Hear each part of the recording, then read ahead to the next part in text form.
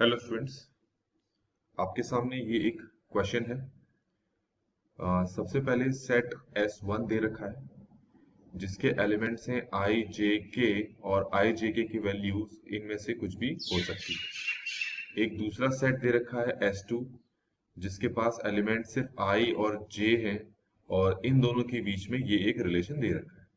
तीसरा सेट है S3 जिसमें I, J, K, L चार एलिमेंट्स हैं और ये रिलेशन उनके बीच में दे रखा है। इसी तरीके से S4 में भी I, J, K, L elements हैं और ये उनके बीच में रिलेशंस हैं।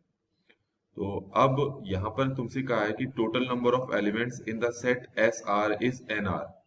अगर मैं R की जगह 1 पुट करूं तो ये S1 बन जाएगा, तो इसका मतलब S1 में नंबर ऑफ एलिमेंट्स आपके N1 है, S2 में नंबर ऑफ एलिमेंट्स आपके N2 हैं, S3 में नंबर ऑफ एलिमेंट्स आपके N3 है और S4 में नंबर ऑफ एलिमेंट्स आपके N4 है।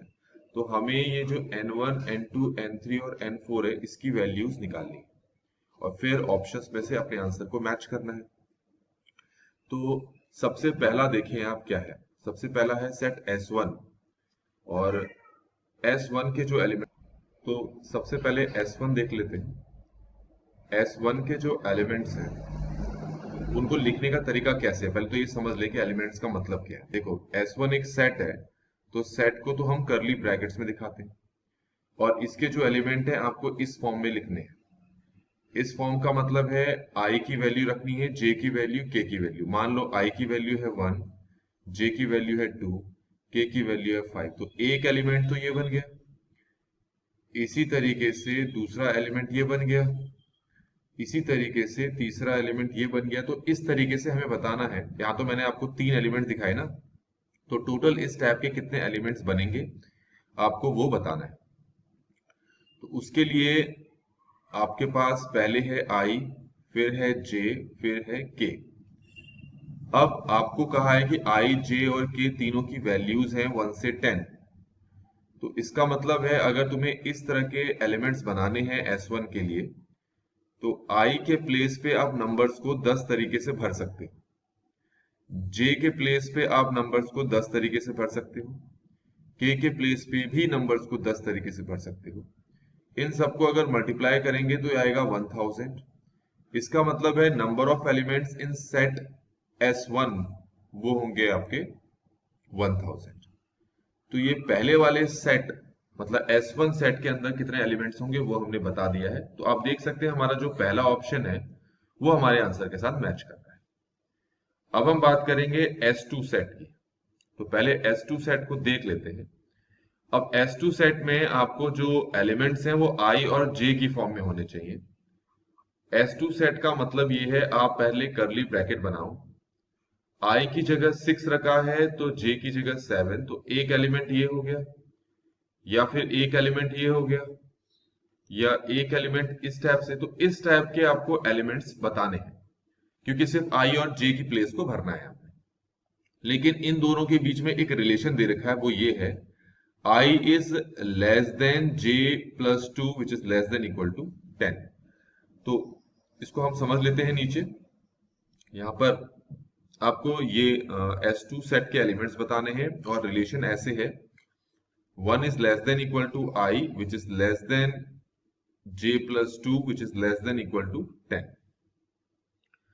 तो यहां पर मैं भर लेता हूं I, और अगर मैं I की जगह 1 भर लूं तो फिर J की जगह मैं 1 भर सकता हूं, 2 भर सकता हूं, 3, 4, 5 इस तरीके से भर सकता हूं।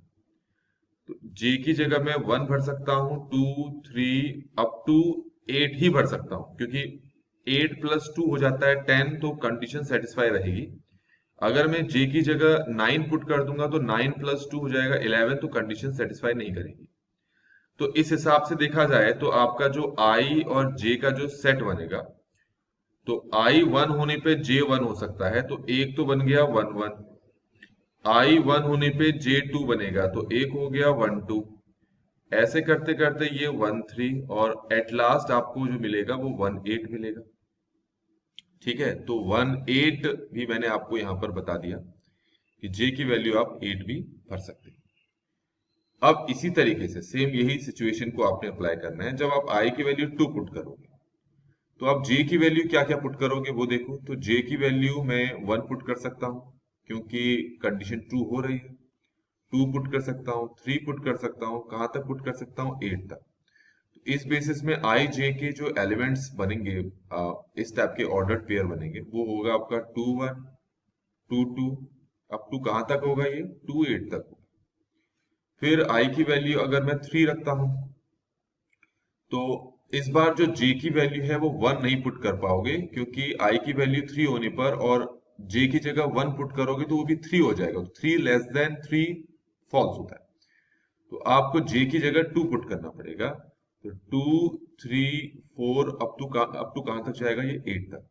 तो इस हिसाब से आपके पास ये जो एलिमेंट्स बनेंगे 3 2 बनेगा, 3 3 बनेगा और ये एट लास्ट क्या बन गया, 3 8 बन। अब i की जगह 4 होगा तो फिर यहां पर आपको 3 से पुट करना पड़ेगा, 3 4 5 और इस तरीके से 8 तक चलेगा। तो आपके पास आ गया 4 3 4 4 अप टू कहां तक चलेगा, ये 4 8 तक चलेगा। ठीक हो गया। ऐसे ही हम क्या करते हैं, जो i है, i की जगह अब हम 5 पुट करते हैं तो यहां पर आपको वैल्यूज पुट करनी पड़ेगी 4 5 6 अप टू 8। तो यहां पर एलिमेंट्स बनेंगे आपके 5 4 5 5 अप टू कहां तक चलेगा, ये 5 8 तक। ऐसे मैं करते चल के दिखाऊंगा। 6 अगर यहां होगा तो ये 5 से स्टार्ट होगा, 5 6 7 अप टू 8। तो 6 5 6 6 से टोटल कहां तक जाएगा, 6 8 तक जाएगा। यहाँ 7 होगा तो फिर यहाँ 6 7 अप टू 8 तक चलेगा। तो 7 6 से ये चलेगा 7 8 तक। आई की वैल्यू 8 भरोगे तो फिर ये होगा 7 8 और ये बनेगा आपके पास 7 8 और नहीं, एक बनेगा आपका 8 7 और एक बनेगा आपका 8 8। और अगर आई की वैल्यू आप 9 पुट करोगे तो फिर वहां पर आप सिर्फ 8 ही पुट कर पाओगे, तो आपके पास ये बनेगा 9 8। तो यहां तक आपको समझ में आ गया होगा।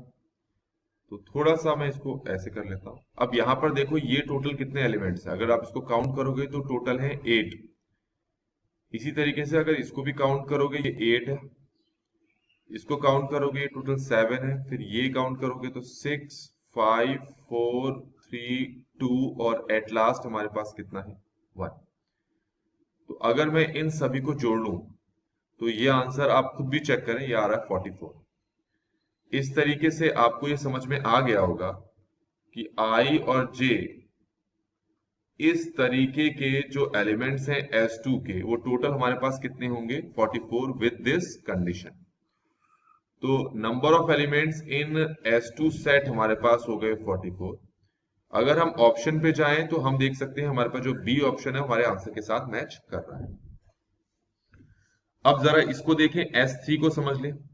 S3 के जो एलिमेंट्स हैं वो इस टाइप से लिखे होने चाहिए विद दिस कंडीशन। और आई जे के एल जो है बिलोंग करते हैं 1 से लेकर 10 तक। अब S3 को समझ लेते हैं पहले हम कि S3 में क्या है, कि आपको जो एलिमेंट है उसमें I होना चाहिए, J होना चाहिए, K होना चाहिए, L होना चाहिए। और कंडीशन ये दे दी है कि I जो है 1 है but less should be less than J, less than K, less than L। तो मैं एक जरा S3 का एलिमेंट बनाकर दिखाता हूं कि मान लो मैंने I की वैल्यू 2 ले ली है, J की वैल्यू 5 ले ली है, K की वैल्यू 6 ले ली और L की वैल्यू 7। तो ये एक एलिमेंट बन गया है। पर अगर तुम इस कंडीशन के बेसिस पे चलोगे और अगर बाई चांस मैं ये जितने चारों के चारों एलिमेंट्स हैं इनके प्लेसेस को चेंज कर दूं, मान लो कि ऐसे कर दूं, तो फिर ये जो प्लेस है, ये जो एलिमेंट है, ये यहां पर एक्सेप्टेबल नहीं होगा क्योंकि इस कंडीशन पे पहला एलिमेंट सबसे छोटा होना चाहिए, उससे बड़ा, उससे बड़ा, उससे बड़ा। तो इसका मतलब ये है कि जब नंबर्स को तुम एक पर्टिकुलर ऑर्डर में रखोगे तो फिर उस ऑर्डर के और डिफरेंट अरेंजमेंट नहीं हो सकते, उस ऑर्डर का सिर्फ एक ही अरेंजमेंट पॉसिबल है। तो इसीलिए आपको क्या करना है कि जो क्वेश्चन में ये आपको दिख रहे हैं ये 10 एलिमेंट्स, तो हम क्या करते हैं कि S3 के नंबर ऑफ एलिमेंट्स फाइंड करने के लिए जो 10 एलिमेंट्स है ना, एट ए टाइम उसके 4 एलिमेंट्स को हम चूज कर लेते हैं।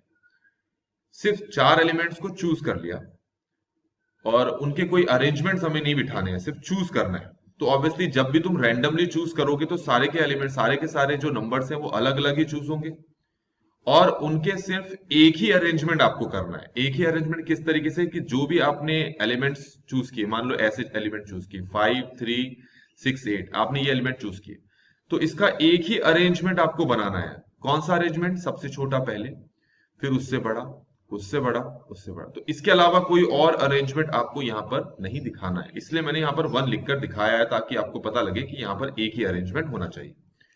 अब इसको सॉल्व करो तो ये हो जाएगा 10 factorial over 4 factorial multiply 6 factorial. तो ऊपर तो हो गया 10 9 8 और 7, साथ में 6 फैक्टोरियल है, नीचे भी 6 फैक्टोरियल है और साथ में 4 फैक्टोरियल, तो ये दोनों तो कैंसिल आउट हो गए। ऊपर आपके पास है 10 9 8 और 7 और नीचे आपके पास आ गया 24। तो 8 से तो कट गया और यहां पर भी कट गया, तो शायद ये 210 आ रहा है। आप भी अपनी कैलकुलेशन के हिसाब से चेक करें। तो number of elements in S3 आ गया हमारे पास 210। तो ये क्लियर हो गया होगा आपको। अब आते हैं हमारे पास जो चौथा सेट है। चौथा सेट और जो थर्ड सेट है, थोड़े बहुत सिमिलैरिटी है दोनों में। इसमें भी आपको आई जे के एल इनकी जगह नंबर्स रखने हैं। बस इन्होंने ये कह दिया कि वो सारे के सारे डिस्टिंक्ट होने चाहिए, मतलब सारे के सारे अलग अलग होने चाहिए।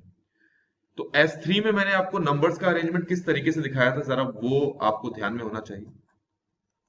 इस बार आप क्या करें, फिर से जो आपके पास 10 नंबर दे रखे हैं ना सेट पे, 1 2 3 अप टू 10 दे रखे, आप क्या कर लें, इनमें से कोई भी 4 को आप चूज कर लें और उसके आप 4 अरेंजमेंट्स कर लें यहां पर। तो आप देखेंगे कि हमारे पास ये आंसर क्या आ रहा है। इसको सॉल्व करेंगे तो ये होगा 10 factorial over 6 factorial 4 factorial multiply 4 factorial. अब इसको आप सिंप्लीफाई करके देखें तो वो आ रहा है 5040। आप अपने हिसाब से कैलकुलेट कर लें। ये हो जाएगा 10 9 8 7 मल्टीप्लाई 6 फैक्टोरियल, नीचे भी 6 फैक्टोरियल कैंसिल हो गया। इन सबको एक बार मल्टीप्लाई करके देखें तो शायद इतना आना चाहिए। आप अपने हिसाब से कैलकुलेट करके देखें इसको।